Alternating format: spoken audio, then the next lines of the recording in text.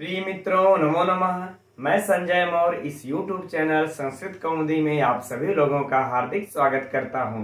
मित्रों, दिन के 11 बज चुके हैं और हम लोग प्रतिदिन 11 बजे डॉक्टर बाबूराम सक्सेना की पुस्तक संस्कृत व्याकरण प्रवेशिका का अध्ययन कर रहे हैं और इस समय इसके अंतर्गत कारक विचार का अध्ययन चल रहा है और हम लोग कल की कक्षा तक पृष्ठ संख्या 182 पर दिए हुए अकर्मक धातुर्भिर्योगे देश कालो भाव गंतव्योद्वाच कर्म संज्ञक इति वाच्यम इस वार्तिक तक अध्ययन कर चुके हैं और अब आज की कक्षा का अध्ययन पृष्ठ संख्या 183 पर दिए हुए इस अधि सिंह स्थासाम कर्म सूत्र से प्रारंभ करना है। तो आप सभी लोग अपनी पुस्तक संस्कृत व्याकरण प्रवेशिका और अपना नोट्स लेकर के तैयार हो जाइए। चलिए हम लोग अध्ययन प्रारंभ करते हैं, क्योंकि इसमें बहुत सारी ऐसी भी जानकारियां होती हैं कि जो कि पुस्तक से इतर होती हैं, जो हम लोगों की पुस्तक में दिया हुआ है। इसलिए नोट्स पे उसको मित्रों नोट करना मत आप लोग भूलिए, ठीक। तो चलिए अध्ययन प्रारंभ करते हैं। हम लोग सबसे पहले देखते हैं कि यह कैसा सूत्र है। यह कैसा सूत्र है? संज्ञा सूत्र है, ठीक। एकदम नोट कर लीजिएगा, चाहे नोट्स में चाहे पुस्तक में ही। कौन सी संज्ञा करता है यह? है ना, कर्म संज्ञा करता है।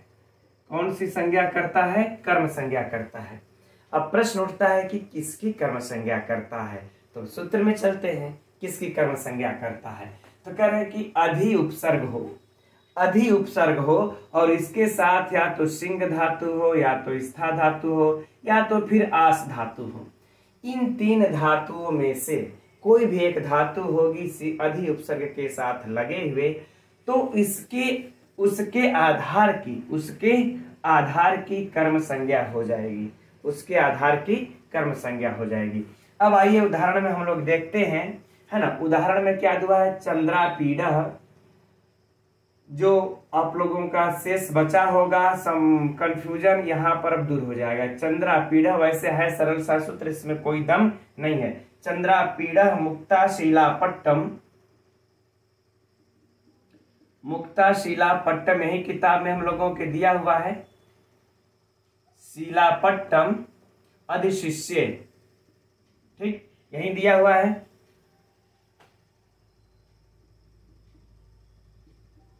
अधिशिष्ये, ठीक। चलिए इसका हिंदी भी लिख लेते हैं मित्रों, जो पुस्तक में दिया हुआ आप लोगों का।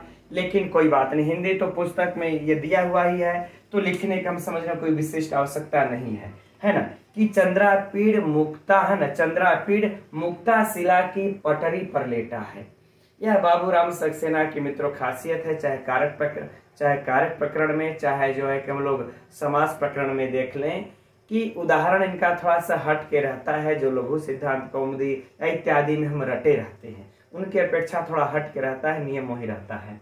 तो यह भी उसी तरह है, उदाहरण हटके कि चंद्रापीड़ मुक्ता शिलापट पर लेटा हुआ है। तो यहां पर मित्रों जब हम लोग देखेंगे कि मुक्ता शिलापट, है ना, मुक्ता शिलापट पर लेटा हुआ है। पर क्या है? लेटा हुआ है ना। अब देखिए यहाँ पर जब लग गया है तो हम लोगों का यह मुक्ता शिलापट क्या होना चाहिए? इसको आधार होना चाहिए, और आधार होना चाहिए इसको, और फिर आधारो अधिकरणम से इसकी आधार अधिकरण संज्ञा और सप्तम में अधिकरण च सूत्र से फिर इसमें सप्तमी विभक्ति होना चाहिए था, है ना। इसको क्या होना चाहिए था? अधिकरण होना चाहिए था, फिर अधिकरण में सप्तमी विभक्ति लगनी चाहिए थी। क्यों? क्योंकि मुक्ता शिलापट पर लेटा है और में पर पे क्या होता है? अधिकरण होता है। लेकिन यहाँ पर आगे जो हम लोगों को प्राप्त होता है अधि उपसर्ग पूर्वक, यहाँ पर सिंह धातु है ना, ये वाली। इसका उदाहरण हम लोग देख रहे हैं, फिर इसका देखेंगे, फिर इसका देखेंगे। तो अभी तो इसका है, सिंह का है, तो अधि उपसर्ग के साथ है, इसलिए यहाँ पर अधि उपसर्ग के साथ जब सिंह आ जाए, सिंह धातु या सी धातु, तो इसका जो यह आधार है, यह क्या हुआ मित्रों? यह आधार। इस आधार की कह रहे हैं कि कर्म संज्ञा हो जाएगी। कौन सी संज्ञा हो जाएगी? कर्म संज्ञा। और कर्म संज्ञा हो जाने के बाद तुरंत कौन सा सूत्र आ जाएगा? कर्मणि द्वितीया। कर्मणि द्वितीया करके इसमें द्वितीया विभक्ति कर देगा, राइट, ठीक। अब देखिए यह तो आप लोग सभी लोग जानते हैं, इसमें कोई संज्ञा नहीं, अरे कोई डाउट नहीं, एकदम क्लियर है। अब परीक्षा में जब यदि पूछ दे, हम लोगों को परीक्षा को ही पकड़ के चलना है ना। यदि परीक्षा में पूछ दे किस मुक्ताशिला पट्ट में किस सूत्र से कर्म संज्ञा हुई है, इसकी कर्म संज्ञा किस सूत्र से हुई है, तो एकदम मित्रों लिखना मत भूलिएगा आप लोग, अधि सिंह स्थासाम कर्म से हुई है।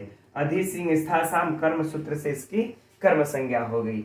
अब अगर यह पूछ दे कि इसमें द्वितीय विभक्ति किस सूत्र से हुई है ना, द्वितीय विभक्ति किस सूत्र से हुई है, ठीक, तो राइट है, एकदम भूलिएगा मत, कर्मणि द्वितीया से इसमें द्वितीय विभक्ति हुई है, कर्मणि द्वितीया से, है ना।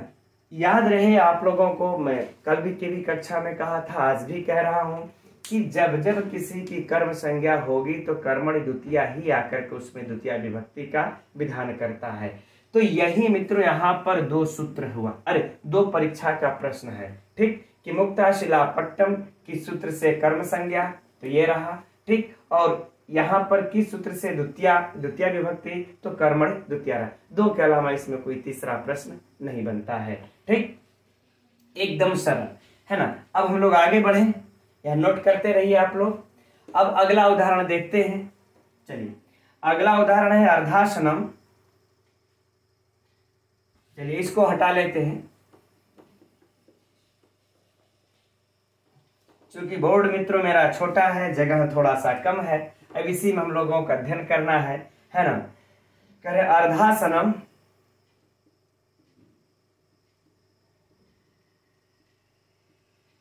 है ना, अर्धासनम सिंहासनम,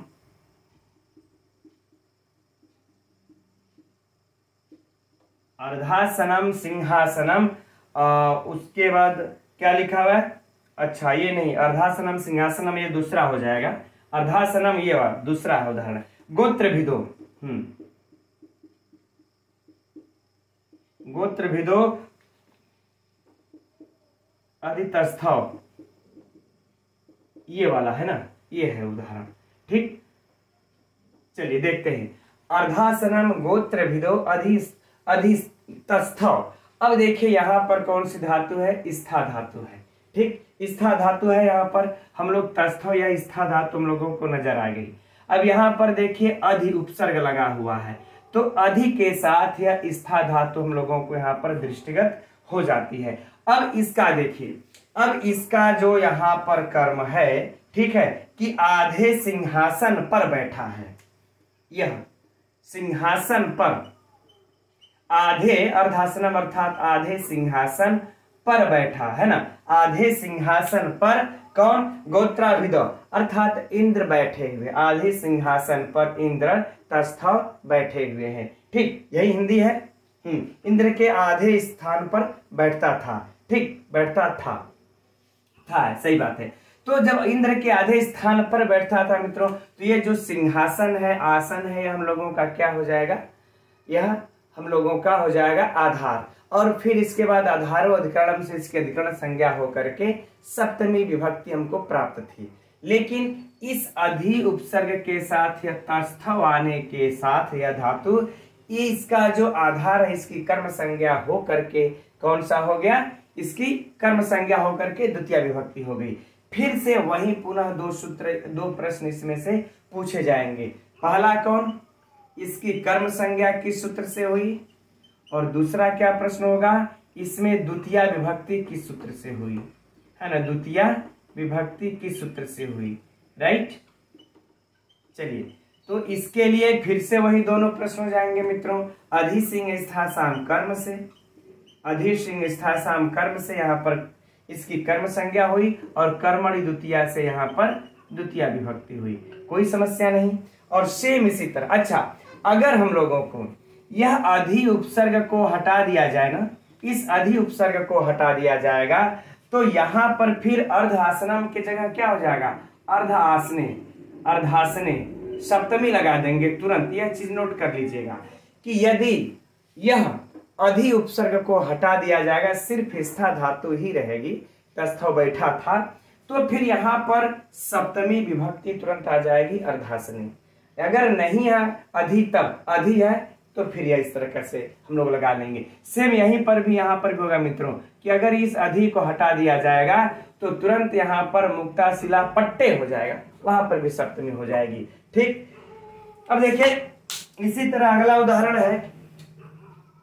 अब अगला उदाहरण हम लोगों का क्या है, भूपति सिंहासन मध्यास्ते, भूपति सिंहासन मध्यास्ते कि राजा सिंहासन पर बैठा है ना, राजा सिंहासन पर बैठा है। तो सेम इसका भी वही उदाहरण हो जाएगा। ठीक, भूपति सिंहासनम अध्यास्ते है ना, अध्यास्ते। यहां पर देखिए आस धातु अधि उपसर्ग। ठीक, अब बार बार इसी चीज को क्या कहा जाए, अब तो इतना तो समझ ही गए होंगे आप लोग। और राजा करता है सिंहासनम, सिंहासन पर बैठा है, किस पे, सिंहासन पर। तो यह क्या हो जाएगा यहाँ पर, कर्म। बाकी सब प्रक्रिया वही, कोई डाउट नहीं। ठीक, चलिए अब हम लोग आगे बढ़ते हैं अगले सूत्र के तरफ। इसमें भी सेम वही प्रश्न हो जाएंगे, सब कुछ वही होंगे, तो क्या एक ही चीज को रिपीट किया जाए। आगे बढ़ते हैं। तो अब उसी के नीचे अगला सूत्र है अभिनिविशश्च। ठीक, इस सूत्र को देखते हैं। तो यह सूत्र कैसा सूत्र है मित्रों, यह भी देखिए संज्ञा सूत्र है। कैसा सूत्र है, संज्ञा सूत्र है ना। यह भी संज्ञा ही कर रहा है, किसकी, कौन सी संज्ञा कर रहा है, तो कह रहे कर्म संज्ञा कर रहा है। किस कंडीशन में कर रहा है, तो देखिए कह रहे कि अभि उपसर्ग पूर्वक फिर नि उपसर्ग पूर्वक जब विष धातु हो, विशश्च है ना, जब विष धातु हो तब उसकी कर्म संज्ञा होगी। ठीक, वहां पर देखिए जो सिंह स्था आस धातु थी तो सिर्फ और सिर्फ अधि उपसर्ग लगा हुआ था, लेकिन यहाँ पर दो कंडीशन लगा दिए। एक तो अभि उपसर्ग, ठीक, इस तरह से बल्कि हम लोग समझ लेते हैं कि अभि उपसर्ग होना चाहिए, इसके बाद नि उपसर्ग होना चाहिए, तब अगर विष धातु आती है तब जा करके उसके आधार को कर्म होगा, है ना, के आधार को कर्म, आधार को कर्म, राइट। अब देखिए यहां पर उदाहरण में दिए हुए हैं, पहले ही मैंने लिख लिया, समय लग रहा है लिखने में, तो कि सन्मार्गम अभिनिविशते, सन्मार्गम अभिनिविशते अर्थात सच्चे मार्ग में है ना प्रवृत्त होता है, या फिर उसका सच्चे मार्ग का अनुसरण करता है, या फिर सच्चे मार्ग में प्रवृत्त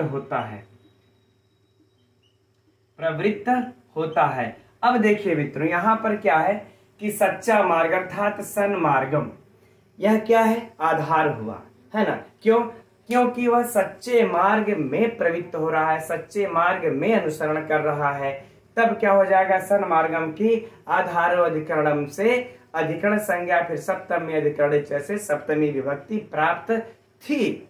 लेकिन अब यह सूत्र आकर के कह देता है कि यदि आप इसमें, है ना, हमको यदि अभि उपसर्ग के साथ नि उपसर्ग के साथ यदि विष धातु लगा लेते हैं तो फिर इसकी आप अधिकरण संज्ञा नहीं कर सकते हैं, तब इसकी कौन सी संज्ञा कीजिएगा आप, है ना, तो कह रहे हैं कि कर्म संज्ञा कीजिएगा। कौन सी संज्ञा, कर्म संज्ञा, इस आधार की। ठीक, तो अब यहां से भी मित्रों हम लोगों को दो ही प्रश्न पूछा जाएगा, कारक एकदम सरल है ना। दो ही प्रश्न पूछा जाएगा, क्या कि इस सन्मार्गम की कर्म संज्ञा किस सूत्र से हुई है, तो अभिनिविशश्च से हुई है, एकदम नोट कर लीजिए, अभिनिविशश्च सूत्र से इसकी कर्म संज्ञा हुई है। फिर यहाँ पर यह पूछ दिया जाएगा इसमें द्वितीया विभक्ति किस सूत्र से हुई है, ठीक, तो कर्मणि द्वितीया सूत्र से हुई है, कर्मणि द्वितीया सूत्र से हुई है। और एक चीज याद रखें कि यदि सिर्फ अभी को भी हटा देंगे, इसमें से एक भी हटा देंगे, मान लेते हम निविशते लिख दिया ना, निविशते यह लिख दिया, तो अगर एक भी इसमें से हटा दिया जाएगा तो फिर सन्मार्गम तब कर्म संज्ञा नहीं होगी। यह दोनों का रहना बड़ा आवश्यक है, अभी का भी नी का भी। अगर एक भी हटे तो सन्मार्गम के जगह पर सन्मार्गे हो जाएगा, तुरंत सप्तमी आ जाएगी। इसमें कोई डाउट नहीं, राइट। चलिए अब आगे है, इसका उदाहरण एक और दे दिए हैं कि धन्या सा कामिनी, कि धन्य है वह कामिनी, या मने जिसमें, है ना, या मने अर्थात जिसमें कह रहे कि भवन मनो अभिनिविष्टे, तो अभिनिविष्टे आ गया जिसमें आपका मन लगा रहता है, जिसमें आपका मन लगा रहता है।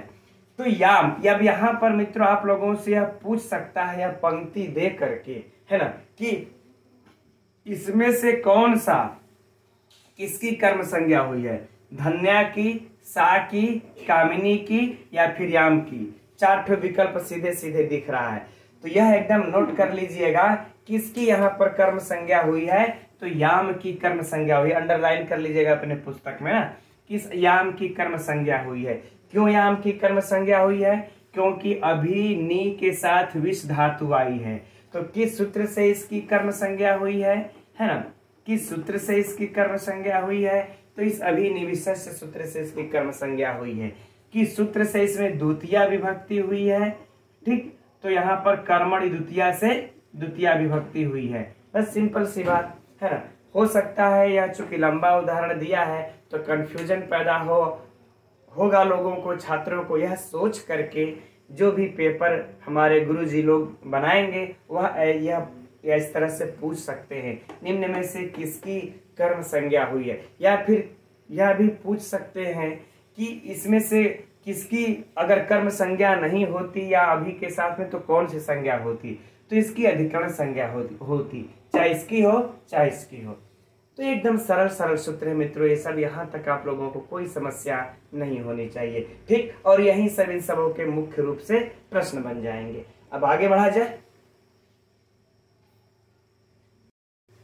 तो अब अगला सूत्र है उपान्वध्यांग वसः। यह सूत्र भी जो हम लोगों ने विगत अभी 2 सूत्रों का अध्ययन किया, अधिसिंगस्थासाम कर्म और अभिनिविष्ट, इन दोनों सूत्रों की भांति यह भी आधार की ही कर्म संज्ञा कर रहा है। जब आधार की ही कर्म संज्ञा कर रहा है मित्रों, तो यह भी कैसा सूत्र हो जाएगा, संज्ञा सूत्र। कैसा सूत्र होगा, संज्ञा सूत्र। कौन सी संज्ञा कर रहा है, तो भी कर्म संज्ञा ही कर रहा है। किसकी कर्म संज्ञा कर रहा है, तो आधार की ही कर्म संज्ञा कर रहा है, जैसे उन दोनों सूत्रों ने किया। एक चीज एकदम हम लोग मित्रों इन तीनों सूत्रों को याद कर लेना ही हम लोगों की परीक्षा के लिए समझदारी होगी कि अधिसिंगस्थासाम कर्म, अभिनिविष्ट और उपान्वध्यांग वसः, ये तीनों सूत्र आधार की कर्म संज्ञा करते हैं और ये तीनों सूत्र संज्ञा सूत्र हैं एकदम। अब बाकी रह गई बात इसमें से याद करने की कि किस कंडीशन में करते हैं, तो इसके लिए एकदम यही उपाय है कि तीनों सूत्रों का रट्टा मार लिया जाए, अधिसिंगस्थासाम कर्म, अभिनिविष्ट, उपान्वध्यांग वसः, ठीक। जब हम लोग याद कर लेंगे तो स्पष्ट हो जाएगा सूत्र में। देखिए उप, अनु, अधि, आंग, फिर वस, तो इसका अर्थ क्या हो जाएगा कि उप ले लीजिए उपसर्ग को, फिर अनु उपसर्ग है, अनु है, फिर इसके बाद क्या है, अधि है, और इसके बाद क्या है, आंग, ठीक। यह कितने हो गए, 4।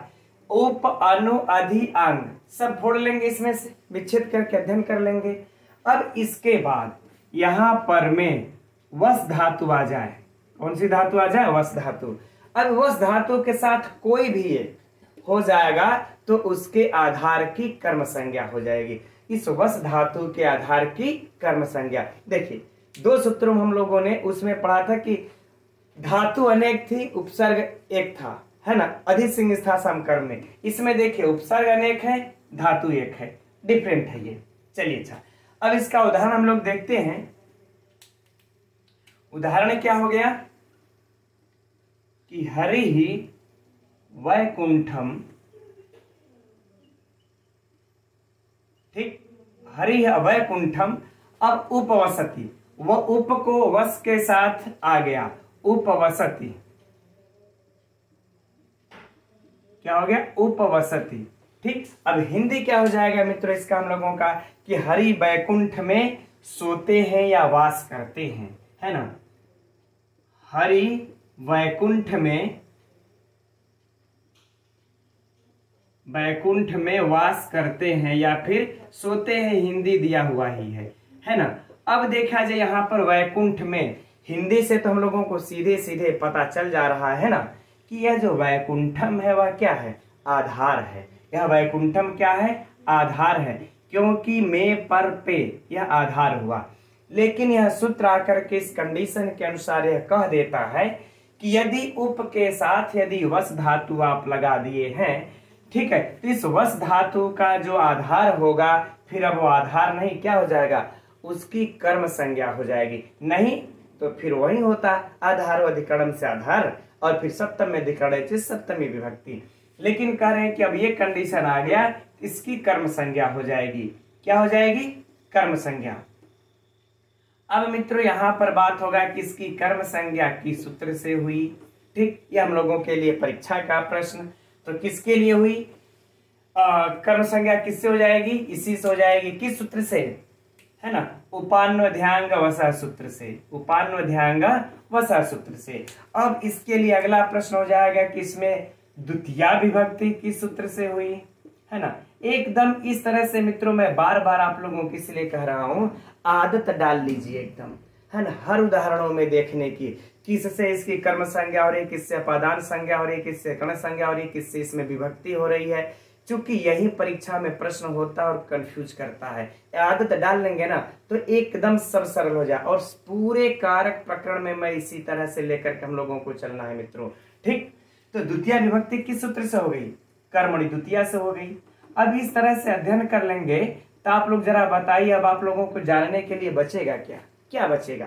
सूत्र याद ही है, किस सूत्र से इसकी कर्म हो रही है, किस सूत्र से इसमें द्वितीया हो रहा है, बचेगा क्या। और पूछ करके आप लोगों को उलझाएंगे कहां से, कोई भी हमारे विद्वान गुरुजी अगर पेपर बनाते हैं तो। ठीक, ये हो गया। अब इसमें तो कोई डाउट नहीं, ये प्रश्न क्लियर। अब इसका ये उप का हम लोगों ने उदाहरण देखा, उपवसति। अभी अनु अधि आंग का रह गया। ठीक, तो बाकी इसको हम लोग सेम रख लेंगे और इसको उपवसति को हम लोग क्या लिख लेंगे, अनुवसति, अनुवसति। और क्या हो जाएगा, अधिवसति, अधिवसति। और क्या हो जाएगा इधर, आंगवसति अर्थात आवसति। ठीक, ये रहा, आगे बातें समझ में। और बाकी इधर का सेम सेम सेम प्रश्न, कोई समस्या नहीं। ठीक, बाकी इधर कोई समस्या नहीं। अब देखते हैं, अगर मान लेते हैं प्रश्न को थोड़ा सा घुमा दिया जाए, है ना, कि किसके योग में, अब प्रश्न को देखिए इस तरह से भी पूछा जा सकता है। ये तो सबके लिए ये वाला प्रश्न हो जाएगा दोनों, है ना। लेकिन अगर मान लेते हैं प्रश्न को घुमा दिया गया कि किसके योग में वस धातु के आधार की कर्म संज्ञा होती है। फिर से सुनिए, किसके योग में वस धातु के आधार की कर्म संज्ञा होती है।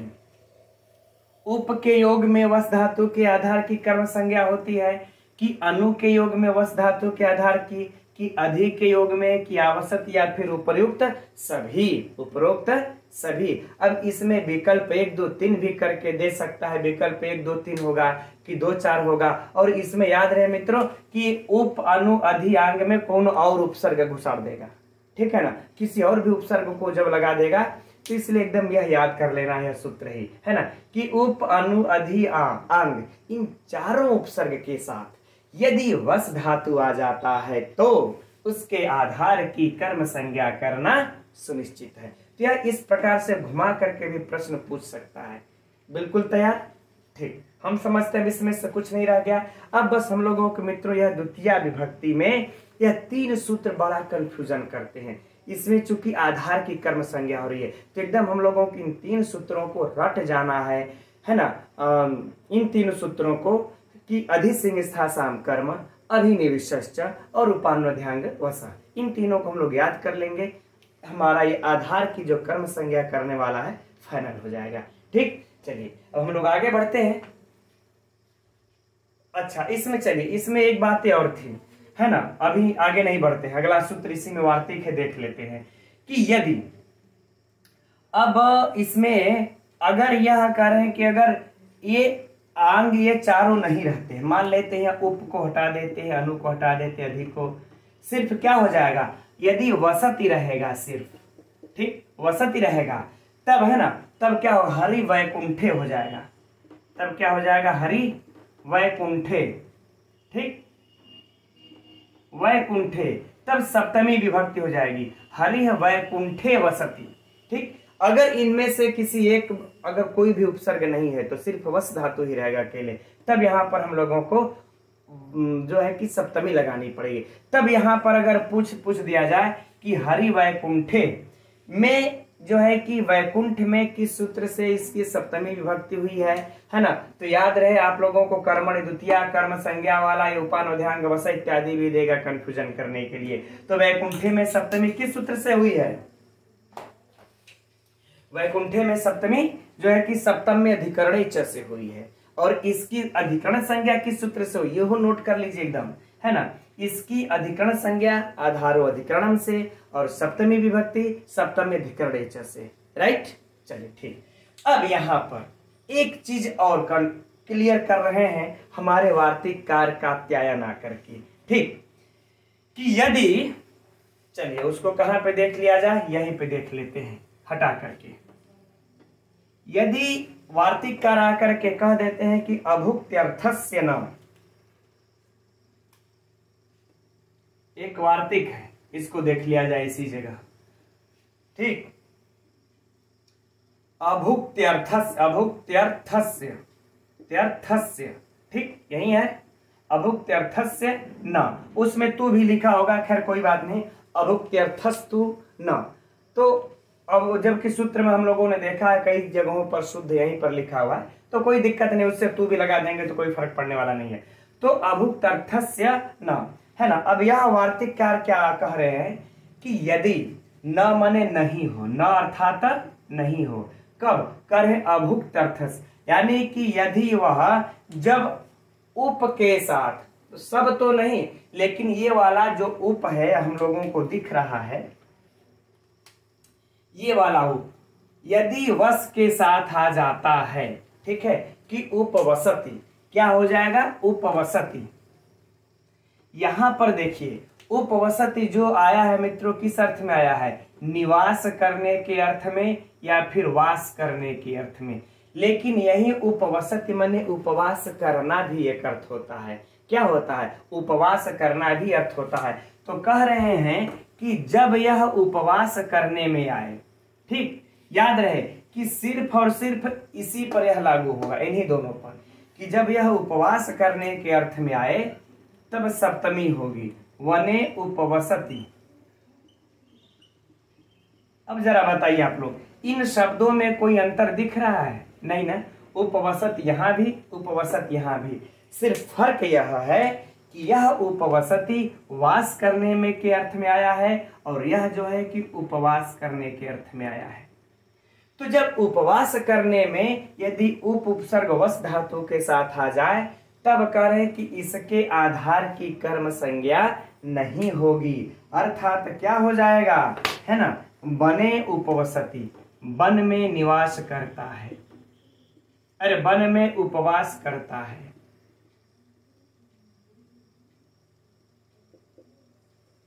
वन में उपवास करता है, ठीक। तो जब वन में उपवास करता है तो यहाँ वन हमारा क्या हो गया, अधिकरण, और जबकि उपवस आया है तो फिर यहाँ पर कर्म इसका नहीं होगा क्योंकि अर्थ बदल गया है। इसीलिए करें कि अभुक्त्यर्थस्य न, कि यदि यह भोग करने में आएगा, उपवास करने में आएगा, भुक्त अर्थस्य, अर्थात भुक्त नहीं अभुक्त, भुक्त माने भोजन करना और अभुक्त माने उपवास करना, तो अभुक्त के अर्थ में जब होगा तब नहीं होगा। यह याद रहे कि अगर कहीं परीक्षा में आप लोगों को उलझा न दे कि यह भुक्त को लिख करके, तो यह चीज ध्यान में रखना है।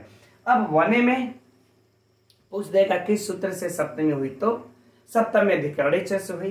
किससे सप्तमी विभक्ति हुई, है ना, सप्तमी अधिकरणे च से, राइट। और वने में अधिकरण संज्ञा किससे हुई इसकी, क्योंकि याद रहे कि बिना अधिकरण के तो हो नहीं सकता, तो आधारो अधिकरणम से हुई, आधारो अधिकरणम से, राइट, कोई समस्या नहीं। बस चलिए यह फुल एंड फाइनल हो गया। अब यहां पर याद रहे कि बने उपवसति और यह हरि वैकुंठम उपोषित, दोनों पर जरा सा हम लोगों का ध्यान होना चाहिए। हम समझ रहे हैं अब ये सूत्र फाइनल हो गया, इसका वार्तिक भी। अब हम लोग आगे बढ़ते हैं। आगे और पढ़ाने के लिए तो हम सोच रहे थे मित्रों, लेकिन कुछ अति आवश्यक कार्य शीघ्रता के कारण आज की कक्षा को हम लोग यहीं तक रहने देते हैं। क्योंकि आज हम लोगों ने जो तीनों सूत्रों का अध्ययन किया, ये तीनों सूत्र आधार की कर्म संज्ञा करते हैं। तो यहाँ तक मान लेते हम लोग एक टॉपिक समाप्त हो गया। अब आगे जो है वो हम लोगों की उपपद विभक्ति शुरू हो रही है ना। तो अब वह चलेगी, तो उसको हम लोग अब कल से भी रहने ये देते हैं। तो कल से अगर अध्ययन किया जाए तो उसको बेहतर है। आज की कक्षा आप लोगों की थोड़ी कुछ कम देर ही चल सकी, इसके लिए मुझे खेद है। तो ठीक है मित्रों, अब कल मिलेंगे 11 बजे हम लोग फिर। तब तक के लिए नमो नमः।